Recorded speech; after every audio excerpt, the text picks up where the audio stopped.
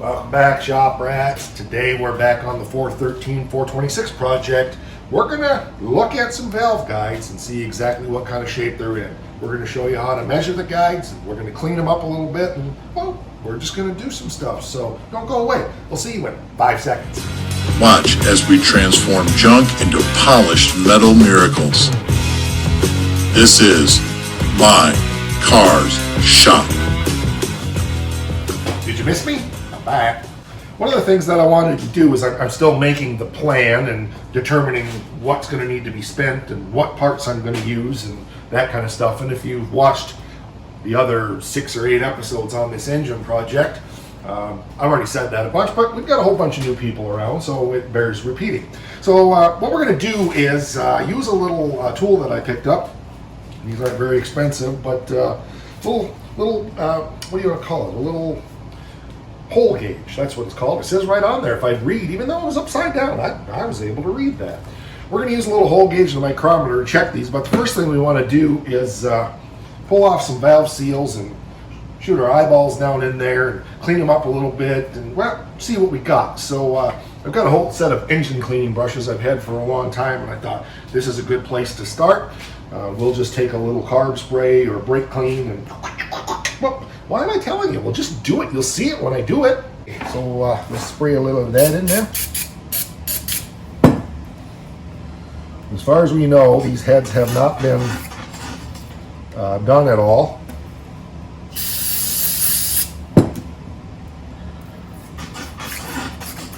We may need to hone these out a little bit, but I want to get a feel for where they're at before we do anything with them, because if they're on the border already of being bad, then obviously we don't want to hone them out. We'll just get them replaced. Boy, they look good. Let's get my little light. It's right here. Oh, it's crazy. Ooh, man. Pokey diners, those things are gorgeous. Me probably gonna run, should be using, as I think about it, I've got a bunch of gun cleaning brushes. I could run those down through there, but man, those things, whew, look like a shotgun bore. Let's get you over here. You'll see it. So let's get you. Hopefully you can see some of this. Yeah, there you go. Now you get a good view of it.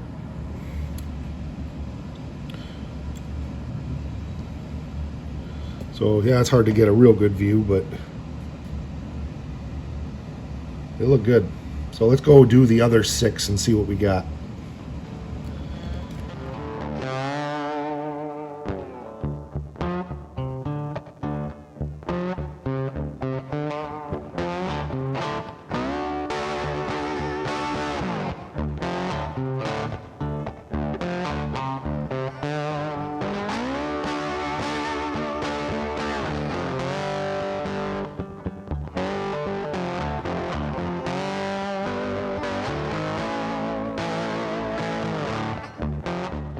Alright, so they all look pretty good except for this one has got some scratches in it from, I'm sure, from the rust on the valves. So let's go get the valves and just see if I remember right.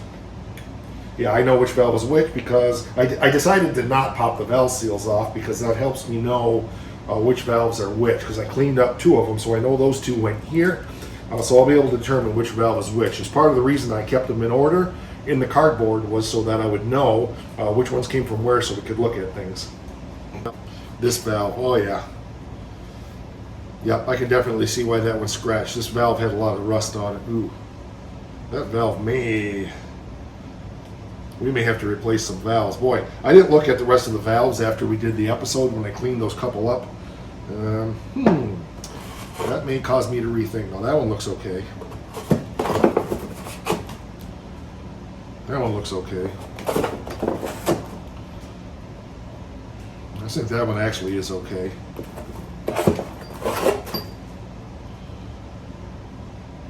Yeah, that one I'm not so sure about. We'll see. They may clean up better than I suspect. Yep. got 2 intake valves, but this one here is by far the worst, and so that completely lines up with what I'm seeing on the guide here. Let me do a little better job cleaning this one up. I'll be right back.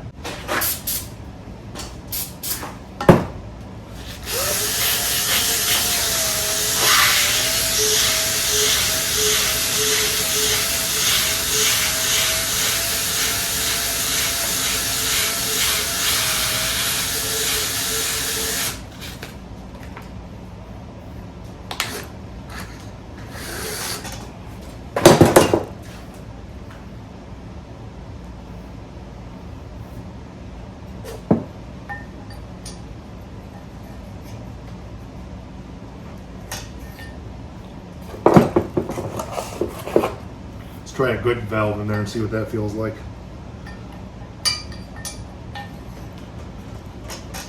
It's still tight on the guide, so that guide must be scored a little bit, which is okay. We can hone that if we have to. So I think we got one bad valve here, maybe a couple. I'm trying to remember if I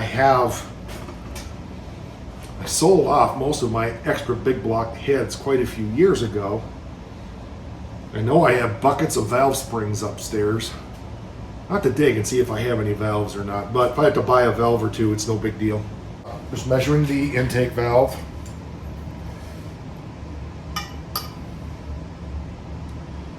It's about 370, 371 and a half.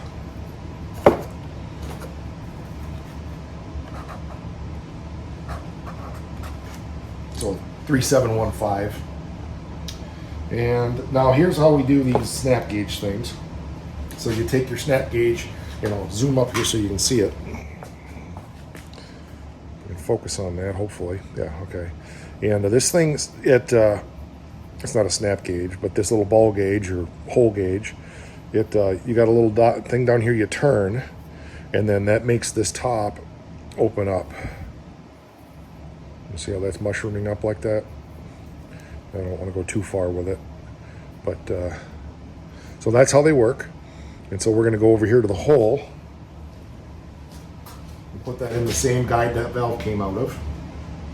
Put her down about halfway.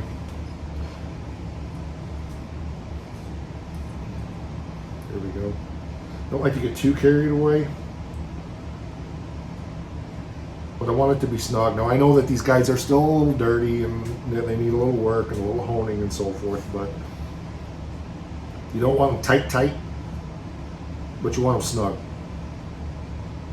Kind of get a feel for it. The other thing that I can tell then too is the taper on the guide, so we'll check that in a minute. But up here at the top, that's pretty good, down to about halfway, I would say. So now I like to stick this in a hole and just be careful you don't bump that, which I think I just did. Nope, we didn't, okay. It just makes it easier for me to mic it. And then you gotta go across the width of it, the widest part. The measuring is the widest part. I'm not a very good Tom Petty singer.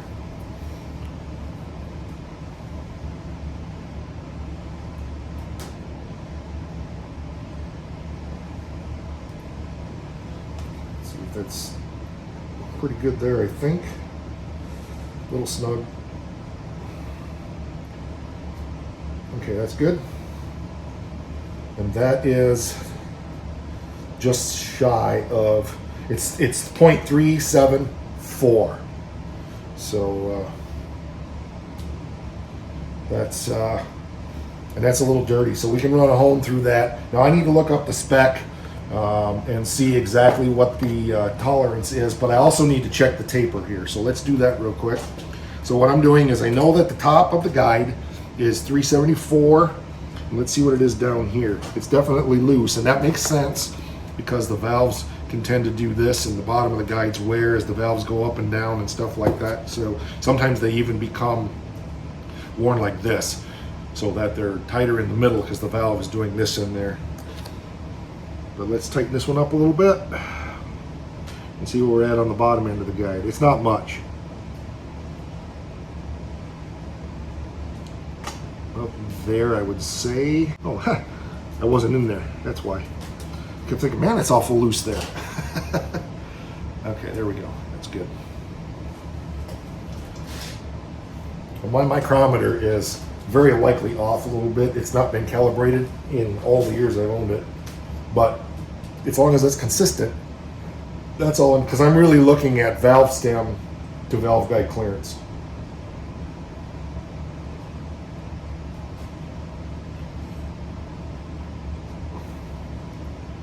Feels pretty good. So what's our taper? 1,000th. That is literally at 3.75 or 0.375. So it's not much taper. So we need to look at our spec. If I'm going to hone these, what I'll make sure that I do, I don't have a hone for a 3/8 guide, but if I'm going to hone them, what I will do is make sure that I don't do too much honing on the bottom end. So we'll see, but I got to see what that spec is. So let me look that up if I can find it, and we'll see where we're at. But I think we're looking at 2.5 thousandths to 3.715, 3.74 on the tight side, 3.75 or 0.375. So whatever that math is, it requires maths and stuff. Let's do it here. 3.74, 3.715, 0.5, 3, 2.5 thousandths. So 0.0025. That's about the thickness of a blonde hair, I would say. I didn't take time to dig too deep, but it looks like at first glance, the clearance is supposed to be 1 to 3 thousandths. So us being at 2.5 and then another 1,000, so we're technically could be out of spec a little bit because on the tapered end. So if we did the 375, we're at 5, and that makes that 3.5 thousandths. So. Now, how big is a half a thou? Not bad. And I do need to look up the spec better. Now, that's only one guide. I don't know what the rest of them. So let's check this exhaust guide and see how that is. By recollection, I think exhaust guides tend to take a little bit more of a beating than intake guides. But we'll see. In some ways, I don't mind it being a half a thou. Allow for a little better lubrication, I suppose, but I don't know. I'm maybe just talking out my hind end because my mouth knows better. So let's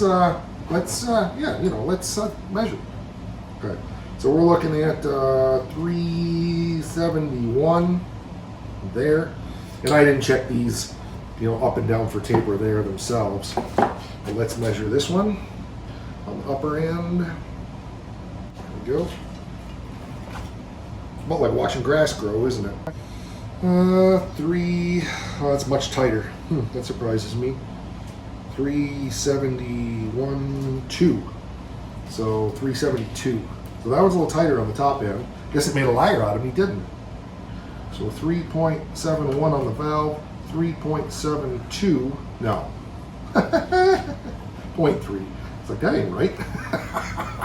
3-inch valve guide, that's a big valve guide. Let's check the tape. Looks pretty good.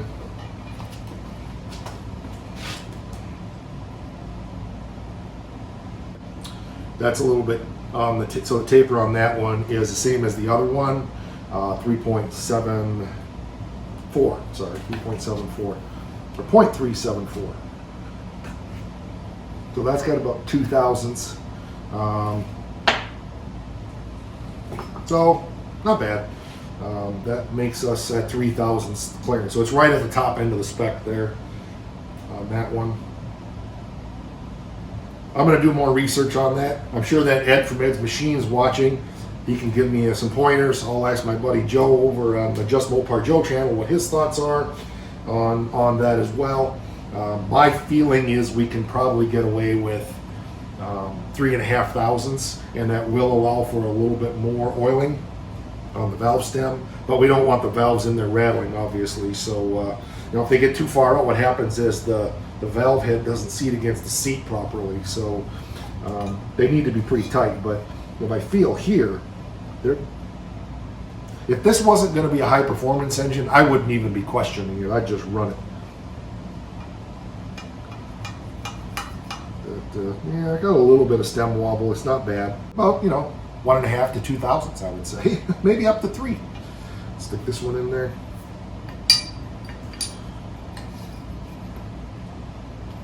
So that one feels, yeah, it feels okay.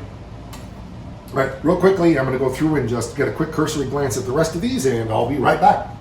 Believe it or not, I'm not easily finding that spec online.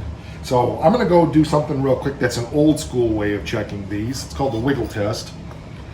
And just something else to show you.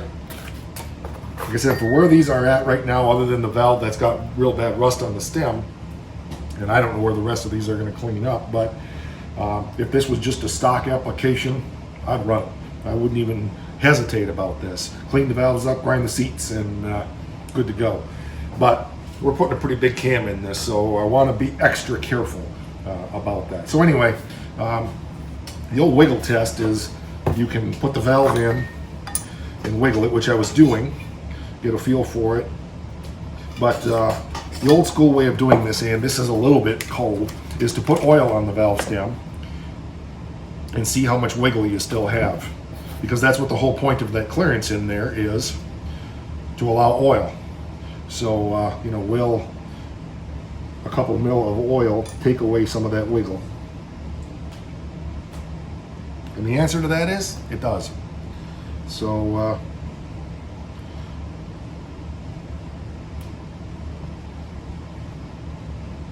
there's still a little teeny bit in there, but boy, it's not much. That valve moves nice. So let's do it on this one. And I didn't put a ton of oil on there. And again, this is just an old school mechanic trick to just get a feel for how those guides are. It's the wiggle test is very subjective, and it comes with experience. And I'm not saying I have enough experience. That's gone. On that intake side, there is virtually no play in that with oil on it. So let me do this one more time. I feel like I maybe put a little bit more oil on that intake valve than I did the exhaust valve. Okay, there we go.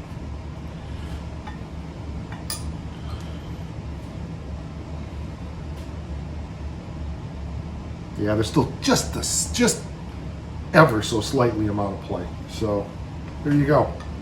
So I checked all the rest of them. The taper's the same. The guide sizes are all the same. So we're pretty good. It's just a matter of deciding, run a hone through them, and then check them again and find out for sure, and talk to some smarter people than me, like Ed over at Ed's Machine. If you haven't seen his YouTube channel, go check it out. And of course, Just Mopar Joe.